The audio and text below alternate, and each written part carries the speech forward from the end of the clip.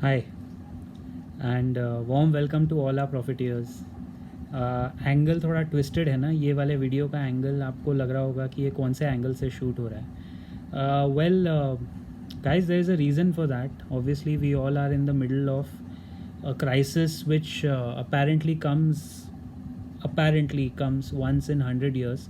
तो इसके लिए none of us are actually prepared for it. तो थोड़ा टॉपसी टर्वी, वो कहते हैं ना, जब उल्टे चश्मे से आप सीधा देखते हो तो दुनिया शायद ऐसी उल्टी दुनिया सीधी दिखेगी. Anyway, I wanted to talk to you about K-shaped recovery and V-shaped recovery. Normally recessions में क्या होता है कि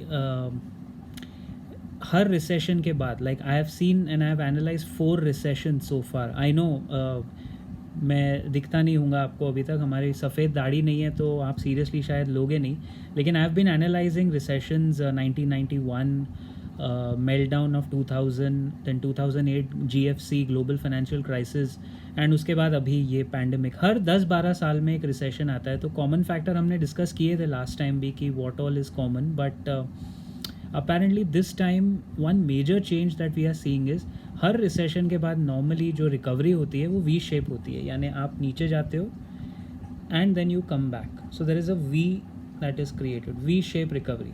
So the world economy goes down and then it bounces back. Immediately there is a bounce back. However, this time what is rather interesting or rather difficult to हज़म करने में difficulty ये हो रही है कि this time it's a K-shaped recovery. So it's actually a K, typical K-shaped recovery. K-shape में क्या होता है कि जब आप रिकवर कर रहे हो तो some industries are going down with the K angle and some industries are going up with that same angle. तो अभी देखने वाली बात यह है कि ऐसी कौन सी इंडस्ट्री है विच इज़ ग्रोइंग. उसी इंडस्ट्री में आपको स्टॉक्स चुनने हैं. आईटी सिक्लिकल्स की बात नहीं करेंगे. Pharma is a cyclical industry, तो मैं फ़िलहाल फार्मा को थोड़ा साइड में लग रहा हूँ क्योंकि वो बहुत ऑब्वियस और बहुत सिक्लिकल इंडस्ट्री है. The ones that are gonna grow in a K shape, ऊपर की तरफ, वो के का ऊपर angle, IT, non banking finance companies, banks, insurance, all of these, remember, are digital, so they don't get impacted by lockdowns. और bank वाले आपके साथ कभी भी ऑनलाइन बैंकिंग में you can open accounts, you can open demat accounts. So AMCs, asset management companies का business. तो ये इस तरह की जो इंडस्ट्रीज़ हैं ऑर्गेनाइज रिटेल में, people like companies like Zomato. And आपने देखा होगा अभी जैसे ही दोबारा लॉकडाउन लगा तो look at the price of Info Edge going up because they have kind of majority stake in Zomato. एंड जोमेटो का हर लॉकडाउन में डिलीवरीज बढ़ जाते हैं because people do order takeaways whether we like it और not. तो ये सब इंडस्ट्रीज़ ऊपर जा रही है. अब इसी में आपको स्टॉक्स देखने. वैसे भी एसेंशियल सर्विसेज का मतलब क्या है guys? Essential services means banks, NBFCs जो आपको लोन देते हैं, वो सर्विसेज तो रुकने वाली नहीं है. You will still need a bank and you will still have a bank guiding you, financing you, kind of. वो पैसे की ज़रूरत, लेन देन तो चलता रहेगा. इंश्योरेंस एसेंशियल है. फार्मा ऑफ कोर्स एसेंशियल है. IT was never an essential in the V shape recovery, now it's becoming an essential. तो ये सब इंडस्ट्रीज़ ऊपर. Now what is going down? The traditional retail shop and establishment act जो हमारा है, जो retail shops है हमारे, वो नीचे जा रहे हैं. ऑब्वियसली बिकॉज हर बार जब लॉकडाउन होता है सबसे पहले दुकानें बंद होती है. तो any kind of industry that is dependent on shops, malls, entertainment, बहुत सारे लोग पूछते रहते हैं आप पीवीआर का स्टॉक रेकमेंड नहीं करते. Why should I recommend? Fundamentals में कुछ दिखता नहीं है.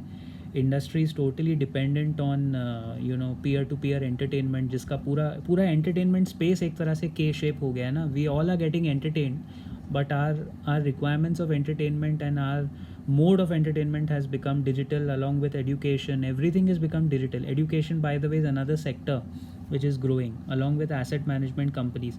जो सेक्टर डिजिटल हैं वो सब आपको ग्रो होते हुए दिखेंगे, और जो फिजिकल हैं या फिजिटल हैं, phygital is the clever hybrid between physical and digital, वो भी आपको नीचे गिरते हुए ही दिखेंगे. Think about restaurants have gone digital, लेकिन रेस्टोरेंट्स अभी भी डाइन इन रेवेन्यू पे डिपेंड करते हैं. Restaurants can not survive on takeaway food, just on takeaway food. so they still depend on dine-ins, right? That's why I kept the angle a little reverse today, because वो K shape recovery समझाने के लिए और कोई better नहीं था. So coming back to stocks, आपको stocks भी ऐसे चुनने हैं जो आपके K shape में ऊपर की तरफ जा रहे हों, because this is not going to be an equal recovery post pandemic. आप ये K shape कंट्रीज़ में भी देखोगे, लाइक V shape में क्या होता था, I finish that. V shape में सब साथ में गिरते थे और साथ में उठते थे. Industries used to fall together, they used to get up together. But K shape में आप देख रहे हो कि you know the jobs will change, they are changing. The migrants, the dependence on labour for migrant work will change. Digitisation of jobs में you will lose some jobs, industries might lose quite a lot of jobs. तो ये सब India level पे तो होगा, लेकिन this is happening globally.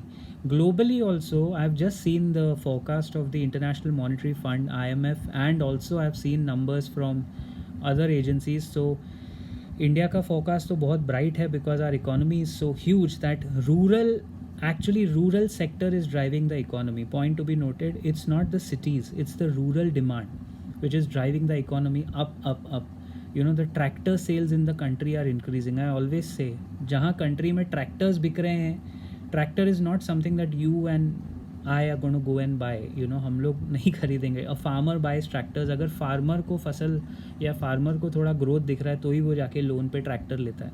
अब tractor numbers अगर आपके इकोनॉमी में बढ़ने लगे, companies like Escorts, Ashok Leyland, commercial vehicles की बात हो रही है. ट्रैक्टर्स में एस्कॉर्ट्स है, महिंद्रा है, some part of Tata Motors है. I am not recommending the stocks, but मैं ये कह रहा हूँ कि सर्टन सेक्टर्स में बहुत बड़ा बाउंस बैक आएगा और सर्टन सेक्टर्स बहुत ज़बरदस्त वे में आपको गिरेंगे भी. तो दोनों के लिए प्रिपेयर्ड रहना है. You want to be on the upper side of K and not on the downward side of K, right? Another thing which I was saying is, हाँ, सो लास्ट पॉइंट, कंट्रीज़ में होता क्या है, this is not just happening with industries, is happening with countries also. जैसे हमारी जो country है, India की इकोनॉमी का फोरकास्ट है, नॉमिनल जीडीपी 15% है. आप देखो 15%, IMF ने 11% बोला है, वेरी कंजर्वेटिव ऑर्गेनाइजेशन, तो 15% तो ग्रो होगा ही. That's one you know immediate thing you can imagine. India, US, Europe में सिर्फ जर्मनी है which is showing signs of, वो भी small signs of growth. But across the world, the rich countries are getting richer and the poor countries are going down. India is actually at the cusp, at the sweet spot, जहाँ हमारा date to GDP ratio उतना बड़ा नहीं है. तो ये सब economic indicators, I know आप लोग उतना आसानी से अप्रिशिएट नहीं करोगे, समझोगे नहीं, बट बेसिकली पॉइंट इज़, बाकी कंट्रीज़ ने जो नोट छापे हैं स्टिमुलस पैकेज के नाम पे, stimulus package quote and quote के नाम पे जो नोट छापे हैं, वो रिकवरी कस्टमर से ही होगी. तो they will go into hyper inflation. लेकिन अपने यहाँ पे अपना डेट टू GDP रेशियो जो बहुत इंपॉर्टेंट क्राइटेरिया होता है, that is 69%, which is just at the cusp. And US का debt to GDP ratio is reaching 120% and more. Japan is actually the worst, it's 240%. तो होता क्या है कि जब आपकी कंट्री का कर्ज ट्रेजरी बॉन्ड्स और इसमें लगा हुआ है, तो वहाँ पे it's bound to have a bout of recession after a bout of growth. लेकिन अपने कंट्री में ऐसा नहीं है. सो it's always advisable, never bet against India. I repeat, never go short on India, always go long from here on India. But you have to choose your sectors carefully. अगर आपको help चाहिए किसी sector में, we are here to help you. लेकिन आप sector सही चुनें और अपना निवेश सही जगह करें. Keep profiting.